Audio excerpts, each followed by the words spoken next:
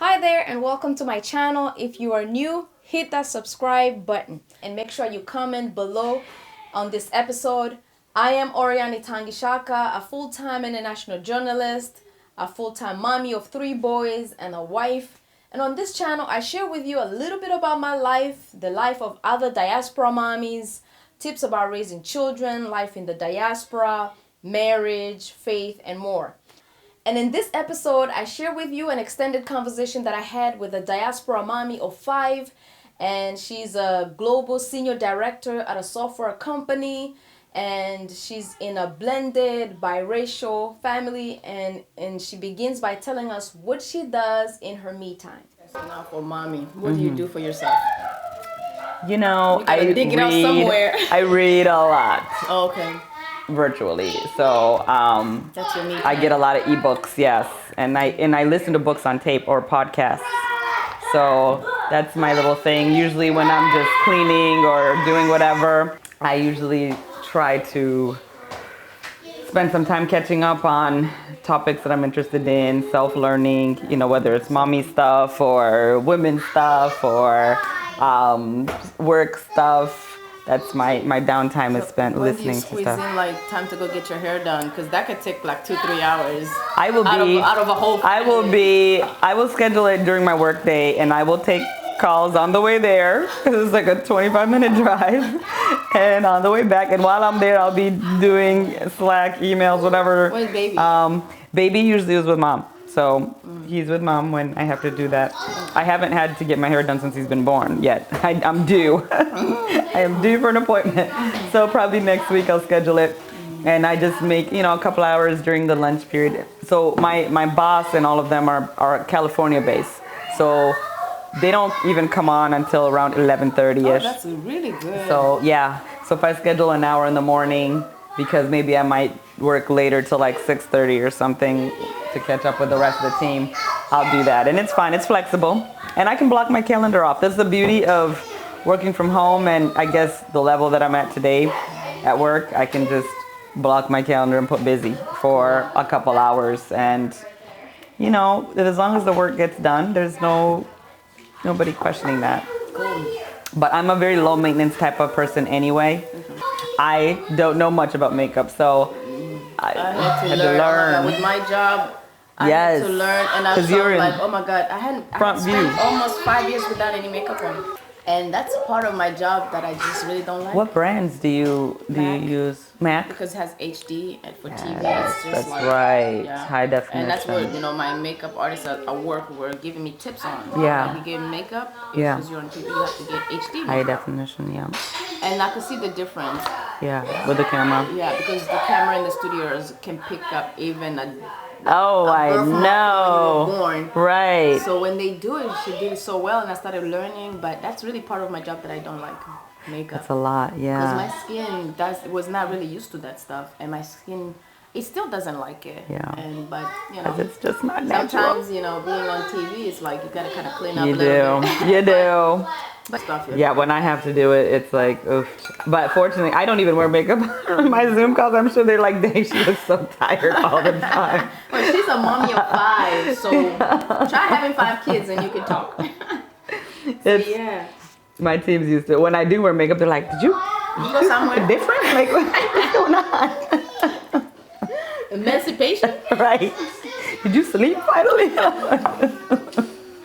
Yeah.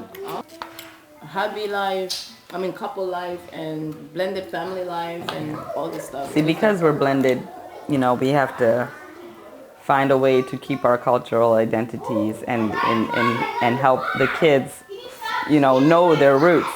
Mm-hmm. So we do attend different events, diaspora events. Like we go every year to the Burundi 257 reunion. My brother is the treasurer there, so they, you know, not only get to see him, but, you know, the rest of the crew, and they love it. I mean, I remember when we went to the first one back in 2015, and they met the Burundian drummers, and they were like, we want the drummers. And so we had them come and perform at our wedding. Oh, yeah. The following year. Yep. And then a year after that, they were featured in the Black Panther movie. Yes. So it was like that cool connection, you know. And so it's just Like we had them before. yes, we knew all about them before you, the drummers of Wakanda. So it's fun for them. It's great for us to reconnect and hear about the issues of the rest of the diaspora, because sometimes we can be, I've been here so long that I can be almost completely assimilated, you know, and detached from that whole part of me. And it's a conscious effort to really, you know. Because I mean, both you and I have lived here more Than we lived everywhere else, yeah. So we kind of have to, our parents help us to keep that. But and I'm thankful they're close, and you're thankful you have your parents close enough too, so you can at least keep that that bond. And I think living closer to my parents helped keep that, because the food, you know, the language, the culture in general, just little traditions, and so and yeah. I think that people on the continent think that we don't care sometimes, that we just like so Americanized, but we care so much, and we want our kids to care. Yes. So we strive to do little things to just keep us connected. Yes, it is so important, you know, and I know with social media, you know, you can see each other's side, and sometimes it's like, oh, look at them, you know, they're just all American, you know, and it's like the struggles to try to keep your cultural identity is a struggle every day, to try to reconnect somehow, even if it's just WhatsApp messages, you know, fam groups, and yes, seriously, they're the best. And I mean, it's so impressive though how far social media has taken the connectivity of people, you know. It's like I get to visually see the day-to-day and share that with my family here, and it's just helped leaps and bounds from when I was growing up and we didn't have that. Yeah. You know, and it was like this other world on the other side, you know. And I wish we could have this kind of conversation with people who are there and telling us how is life. And that's why, like, I think Diaspora Mommy, I really want people on the continent. You gotta bridge the gap. Yeah, people on the continent, people in Burundi to see our lives and how we love being who we are as diaspora people. We don't assimilate to a point where we disconnect so much. But and also we want them to see the struggles, because there are struggles. We have families, and we really struggle sometimes to maintain that unity and that connection. Because we are so like 5 kids, full-time mom, wife, and doing a whole bunch of other stuff.